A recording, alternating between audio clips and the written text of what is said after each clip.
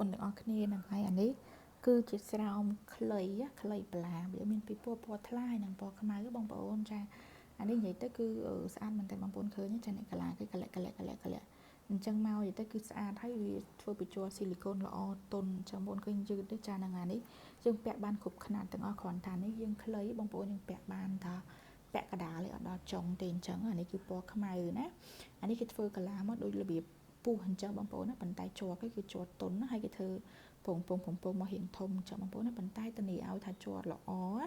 ទន់មែនតើបងប្អូនយកទៅកុំបារម្ភថាប្រើទៅប៉ះពាល់សុខភាពនារីឈឺគឺអត់មានទេណាហើយសំខាន់ជួយពង្រីកទំហំបងប្អូនឲ្យធំសម្រាប់អ្នកគាត់ចង់បានទំហំរៀងធំប្រើអាហ្នឹងបានណាពាក់ភ្លាមធំភ្លាមចាស់ហើយយើងមានថែមជូនប្រេងមកកញ្ចប់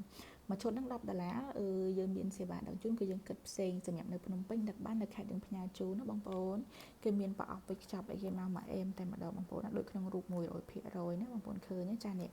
ស្អាតមែនតើណាខ្នាតកដាលទៅអានេះគ្រប់ខ្នាតធំតូចកដាលប្រើបានទាំងអស់ដោយសារវាអត់ពេញទេអញ្ចឹងយើងពាក់បានគ្រប់ខ្នាតហើយសំខាន់ជ័រគេល្អជ័រថ្លាអញ្ចឹងណាបងប្អូន